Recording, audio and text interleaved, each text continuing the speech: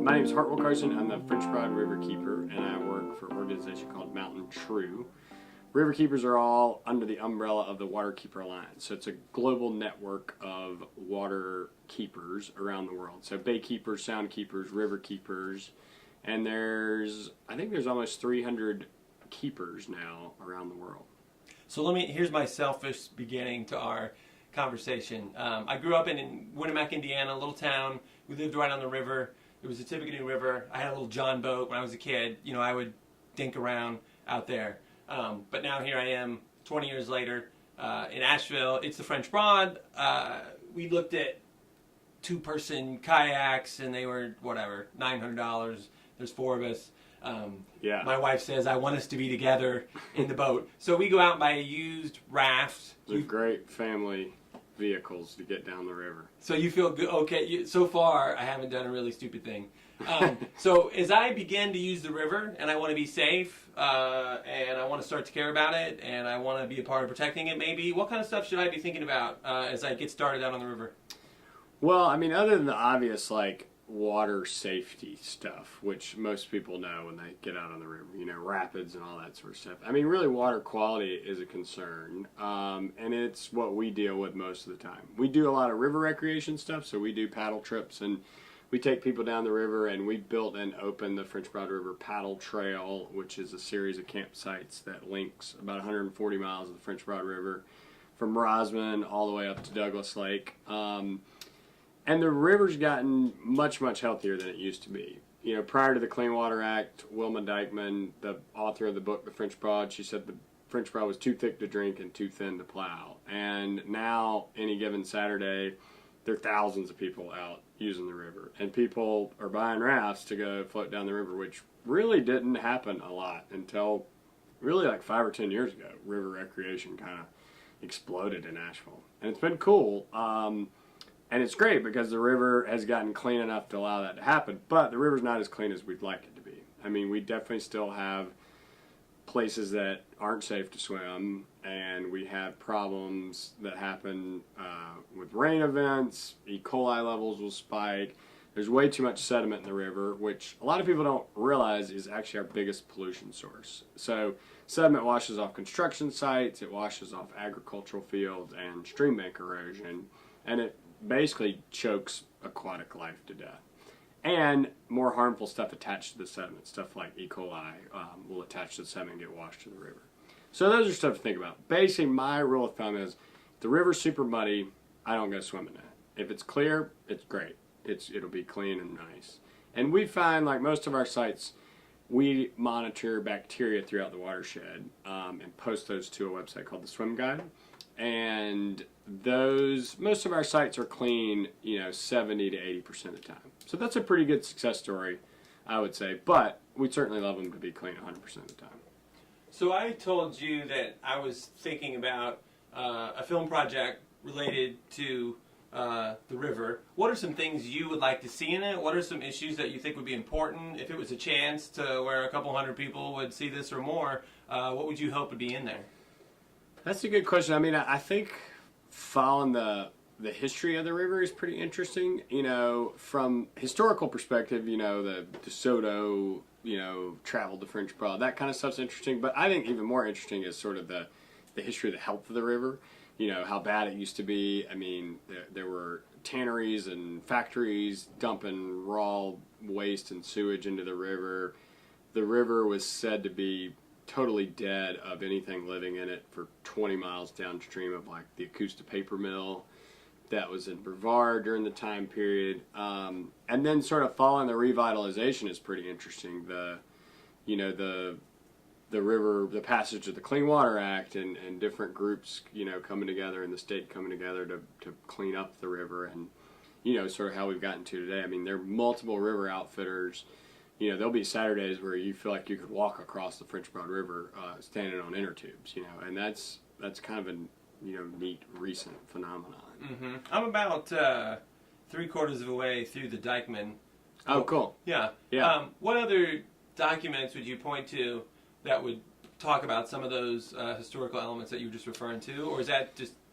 Yeah, I don't know. That's a good question. I have I have some of that stuff. There's an old report from like 1955 that the state did that documents pollution in the French Broad.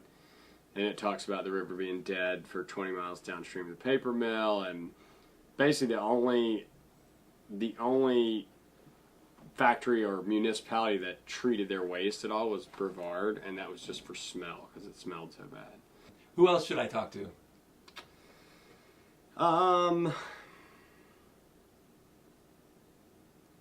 You know, Bill Aker was.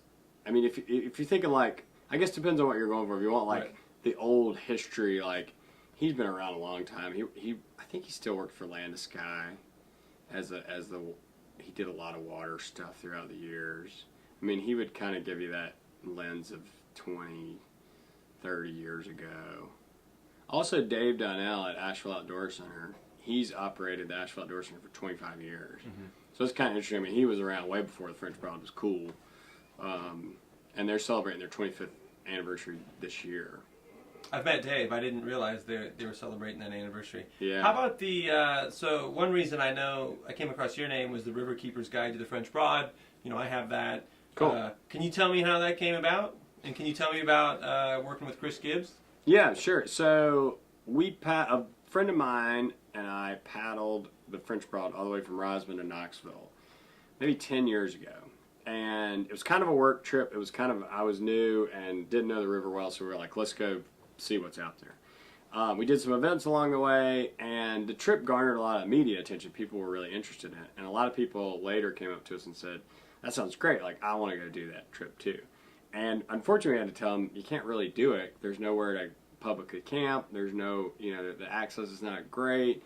So we kind of set out to build the paddle trail, which would allow people to do that. Take a night or 10 nights and paddle all the way to Douglas Lake. And once we did that, we realized we needed to tell people how to do it. So we created an app. We have a website, and then we have the waterproof paper guide to the French Broad River.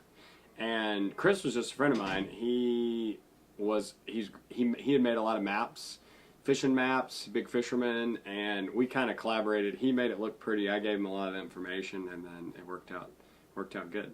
So if I were going to try that, and I were going to do that with my wife and kids ages 10 and 8, good idea, bad idea, what do I need to know first?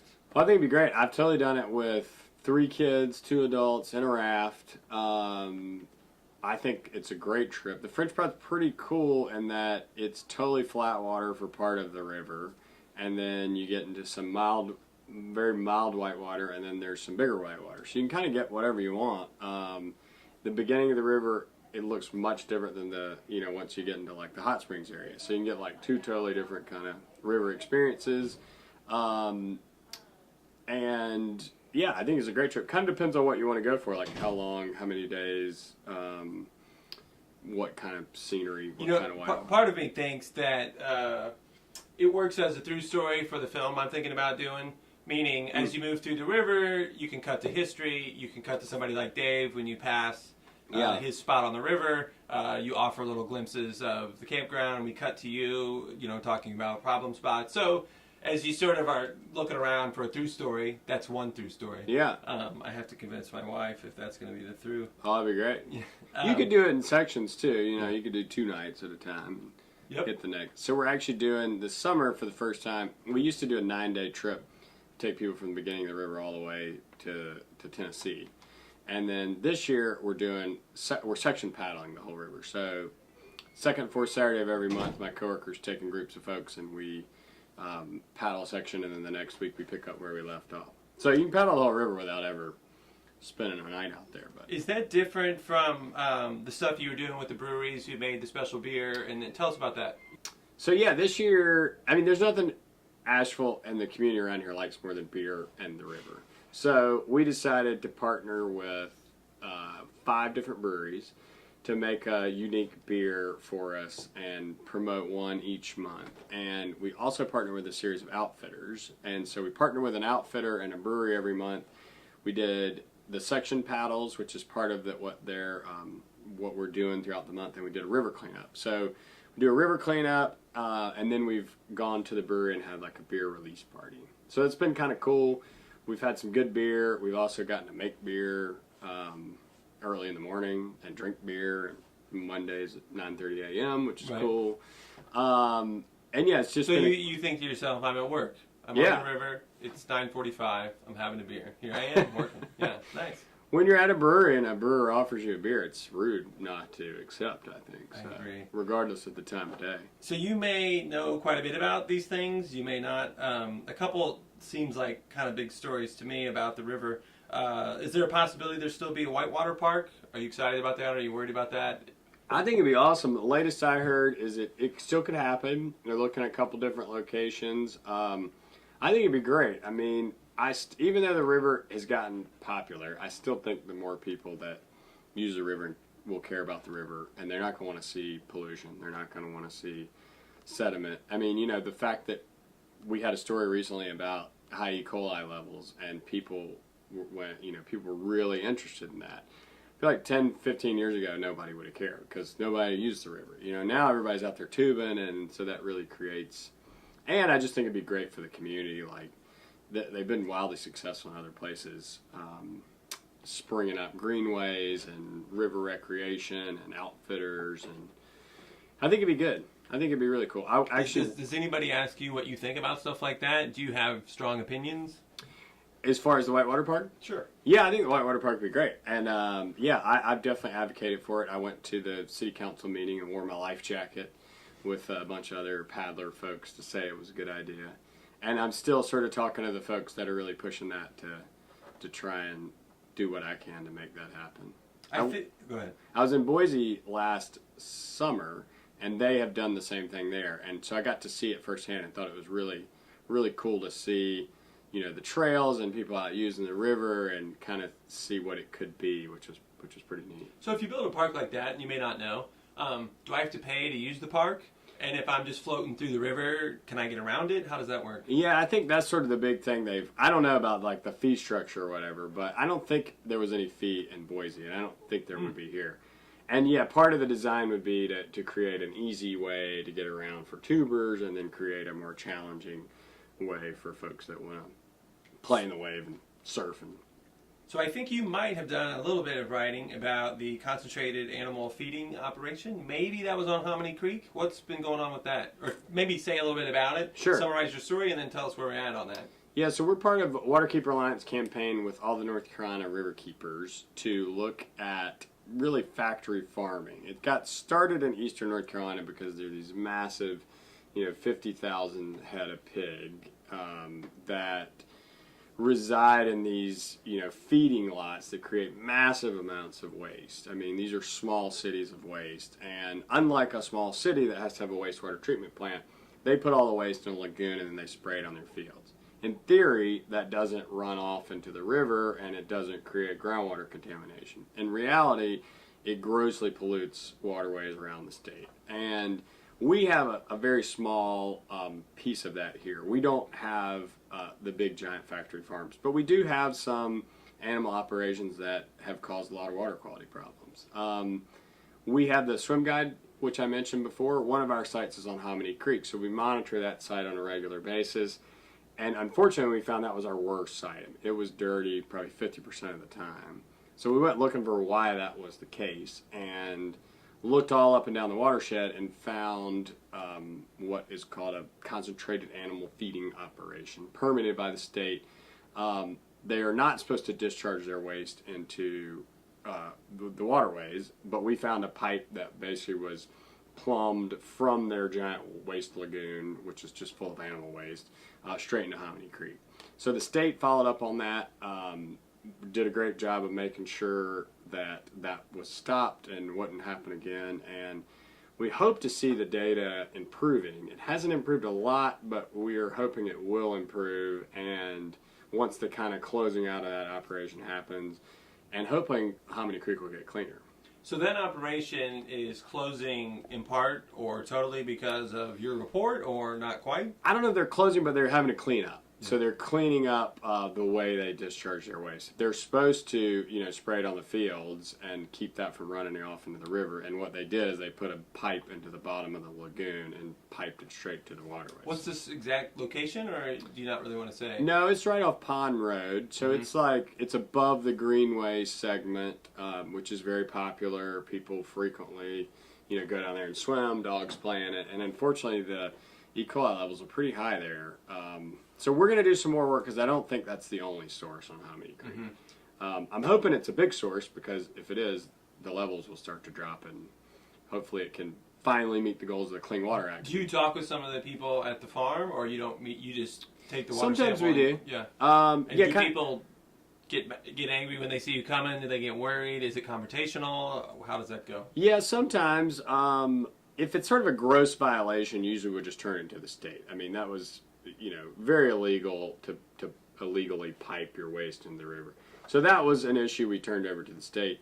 Now, if we have a farm where, say, the cattle are getting in the creek and they're causing water quality problems, we're definitely, not anti-farm, and we're happy to work with any farmers that want to work with us to make improvements. So, to try and get fencing in, to try and coordinate them with the county and maybe get them some funding to improve, improve water quality through those measures. So it really kind of depends. Like, we use all the tools in the toolbox. Like, we're friendly and work with people at every chance possible, but sometimes you have an adversary like a Duke Energy that doesn't respond to friendly, and so in that case, we've sued Duke Energy, and that litigation resulted in the cleanup of the Asheville coal ash pond. So sometimes you have to use all the tools that you got to. So when you say we sue Duke Energy, first let's back up. Can you say just Sure. quick overview of what Duke Energy did, Yeah. and then who's the we that sues them? Yeah, so Duke Energy is the largest utility in the United States, and for hundreds of years they dug holes in the ground and put all their waste in there. And that waste is from burning coal. That leaves coal ash behind, which has a slew of toxic heavy metals, arsenic and chromium, and really nasty stuff that you don't want in your groundwater and you don't want in your waterways. It doesn't take a genius to figure out an unlined hole in the ground is going to cause problems. It's going to leach into the groundwater. It springs, they're all held back by these earthen dams, which spring leaks. Those go straight into the river, and there's always the potential for a catastrophic failure. So years ago, probably 7 years ago, we started to raise the alarm that this was an issue. We went out and monitored the French Broad here and found illegal discharges from the coal ash ponds. There was ample groundwater contamination.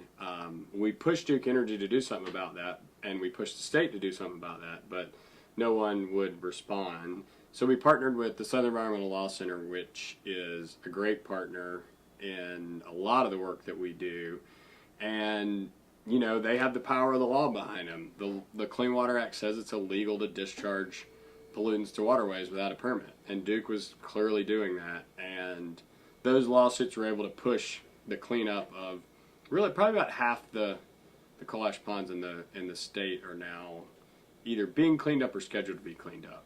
But we're pushing hard for those other half too, because Duke is fighting back for sure. And there was some recent news, maybe it was House Bill 630. Did something change? Did they get off the hook a little bit on something? Is that not clear? Yeah, so because of the Dan River spill, which was the massive spill in the Dan River where their pipe busted and released hundreds of thousands of gallons of coal ash into the Dan River, the Coal Ash Management Act was passed by the North Carolina General Assembly. That act specified certain sites would be cleaned up. The sites that we had sued over were scheduled to be cleaned up. And sorry, my phone. That's okay. So Dan River spill passed the Coal Ash Management Act. Some sites were written into the act as high priority sites, like Asheville, because we were suing over them. And other sites said we would study them and determine if they're low, intermediate, or high hazard sites. Intermediate and high hazard would be cleaned up.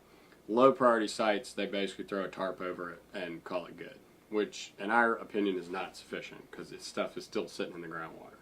They would dry it out, so that is a good step, but still not sufficient. And they studied it and they determined we were right, that these were polluting groundwater and they should be cleaned up. So the state actually ranked all of the sites intermediate, which means they had to be cleaned up, but they had to be done on a slower time frame than the high hazard sites.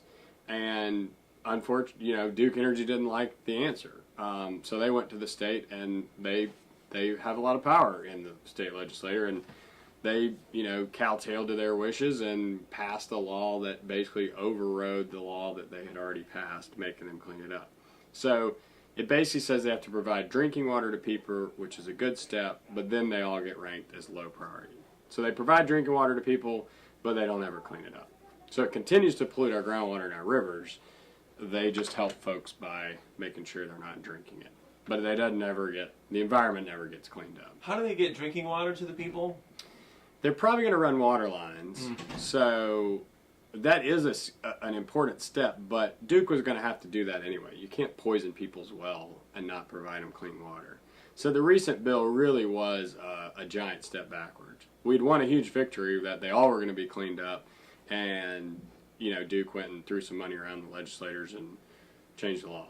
So the Asheville site, is that Lake Julian? Is that somewhere else? Yeah, so it's the power plant right there at Lake Julian. So the coal ash ponds are on the other side. Those are being cleaned up, and a lot of that ash is being moved to the airport in a lined landfill. They're also moving some to Cliffside, and they're moving some to a landfill in Georgia. So those will all be dug up and cleaned up, and therefore eliminating the potential for that ash the dam to burst. It eliminates the groundwater pollution over time, and it eliminates the illegal discharges. And there are people that are drinking contaminated water around the Asheville power plant. So those people need clean drinking water, but we also need to clean up the groundwater to make sure we don't pollute future wells. That's a long story. There's a lot to all that, isn't there? Oh yeah, that's like hours and hours. Wow. Suing and the state pretending to do something and not actually doing anything. The first time we sued, the state responded with a $100,000 fine for several facilities and basically said they could study it forever. And there was a giant public outcry. I don't think the state anticipated that people would actually care as much as they did. And there are people right now who are drinking well water, and it's contaminated because of the Duke plants. Yeah. They still live there. They still live there. Duke has been providing bottled water to those people. But some of those were overlooked. I mean, we just found a well at Cliffside. Actually, a news team sampled this gentleman's well and found high levels of hexavalent chromium. And Duke had missed sampling his well. So they're now providing him, I think they're now providing him, bottled water. But, these people can't take showers. They have to cook with bottled water. How large a swath of land are we talking? It depends. Each power plant's a little bit different. Some it's just a handful of wells. Some it's dozens, if not hundreds of wells. How many plants do you think? There's 14 plants across the state. Each plant, most of those have multiple coal ash pits too. So Asheville has 2.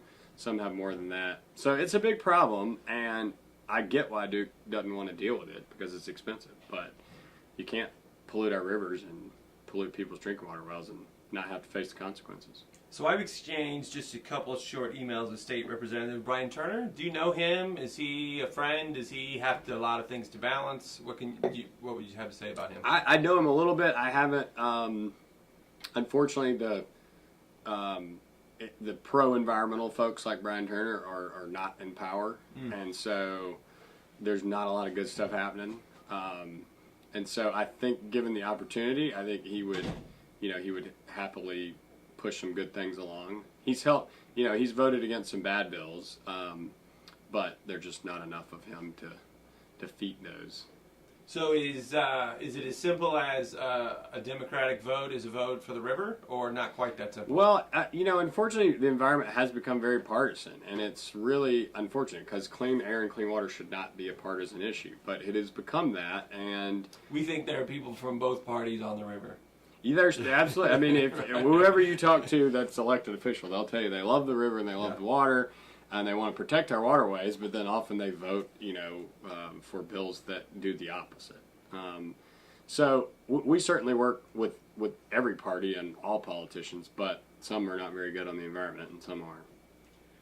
So, in addition to some of the spots we've already talked about, I imagine there being important spots on the river because that's where the coal ash is impacting the water, or there's favorite spots on the river because you really like them.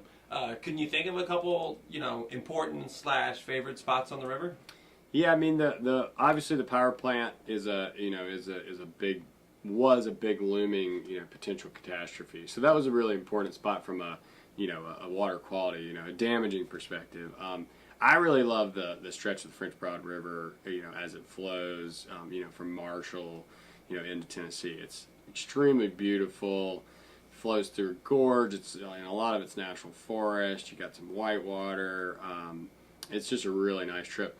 There was a bunch of Riverkeepers in town recently, and they wanted to go float the French Broad, and so I thought, if you only had a couple days to float the river, where would you go? And we took them, put in hot springs, and took out down near Newport, and it's a really nice stretch of river. It's big cliffs, and so yeah, it's a neat stretch of river. So you talk to other Riverkeepers. Yeah.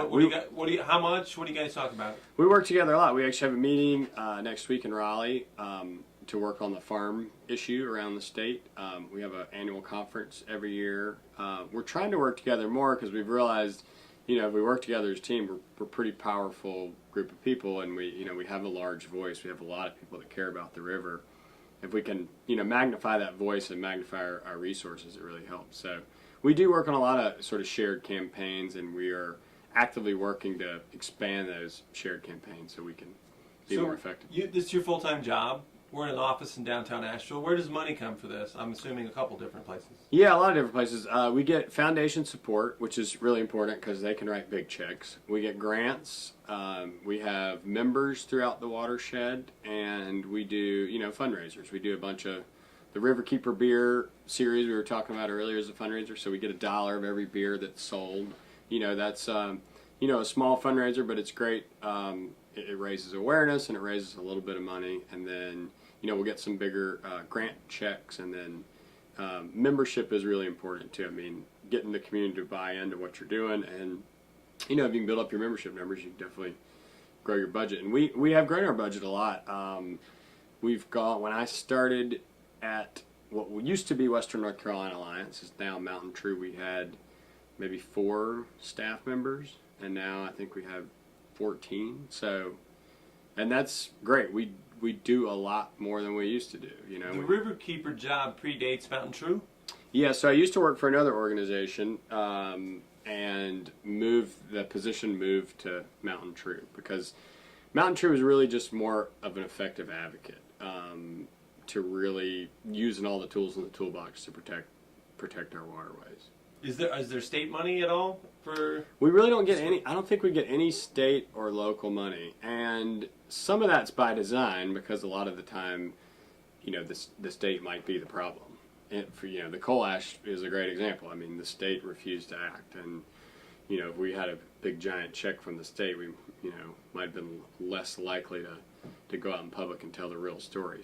So if you watch documentaries, it seems like the story is somebody makes a lot of money. That money allows them great influence over the government related to campaign donations, and that creates the problem. Is that pretty much the story here? Well, yeah, I mean, it is with the coal ash. I mean, Duke Energy is a classic example. They're a multi-billion-dollar corporation. They didn't like the results of the science that came out, so they went and changed the law, and they did it in pretty short order. They went and rounded up a bunch of folks. And there was even a story, someone that was down there lobbying told me that they were on the elevator with some legislators, and they said, they were talking about a group of people that had voted against the bill, and they said, well, they won't be getting any campaign contributions from Duke. I mean, yeah, often if you follow the money, that's, and it's unfortunate that a company like Duke, that is a multi-billion-dollar company, won't step up to the plate and do the right thing. I mean, they paid for millions of dollars in marketing and advertisements with commercials saying, we're going to do the right thing. I'd love if they spent the money to actually do the right thing as opposed to pay for radio ads saying we're going to do the right thing. Right. Did you grow up here? I grew up in Georgia. I grew up going to summer camp here. So that's kind of my connection to the French Broad River. Actually, as a summer camper, we used to do overnight trips on the French Broad River. In that stretch of river I was talking about from Hot Springs. So. Yeah, when you were in high school, what did you think you'd be doing now? I loved. Maybe you never thought about it. I probably did. I loved like outdoor stuff, and so it's actually worked out really well. And I started off loving outdoor stuff, but having no idea how that could be a job. Just wanted to do things like paddle and camp and hike and bike, but realized that all those places that I like to camp and bike and hike, if they weren't protected, I wasn't going to be able to do those things. So that was kind of really my foray into environmentalism. It's kind of a selfish notion that I wanted to paddle on clean rivers and I wanted to go hike in a nice area. So it sounds like maybe we talked a little bit before we turned the camera on that you do some writing. It sounds like you didn't maybe expect to do much writing. This is sort of a different hat for me as I teach a required first-year writing class, and I have people. So there are people who think they're never going to write. Can you tell me a little bit just about you and writing and how you get the work done? Oh yeah, you can tell your students that like writing is important. I mean, being able to communicate is extremely important, and you're never going to get away.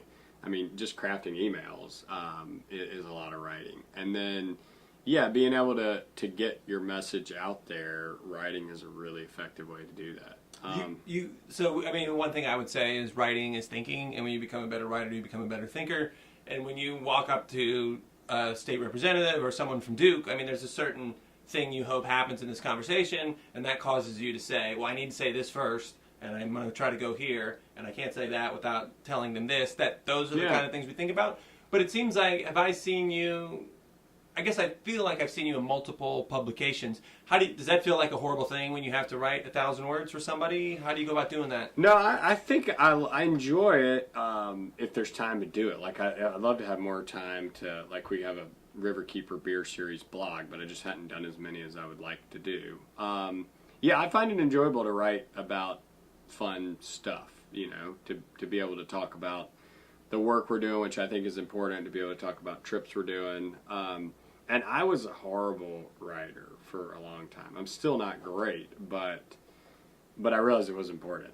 Like, I basically, in school, I thought, writing's not important. I don't want to be a writer, so writing's not important. And I also thought, in Spanish class, why will I never need to know Spanish? Right. And now, Spanish is really important, and writing's really important. It's one of those things you realize your parents were right about everything. So thanks for agreeing to talk to me. Is there anything in this office we ought to take a look at? I see a couple big checks over there on the wall. Is there anything you should... I'm a fan of big checks. Yeah. We get giant checks, and it seems important. We do some fundraisers every year. We've done a big one with Sweetwater every year, and we do a big grand finale show. We had a couple posters. We had the Whalers. We had Steve Earle, Miles Yahoo. And so we'll do a giant check presentation on stage, which is cool. This office is filled with many interesting things. There's old signs. There's water quality monitoring equipment right behind you. We just got done with a paddle trip. We got a freezer full of water samples. So there's, but nothing particularly worth examining, maybe. Yeah. Well, thanks for talking to me today. No problem. Thank you.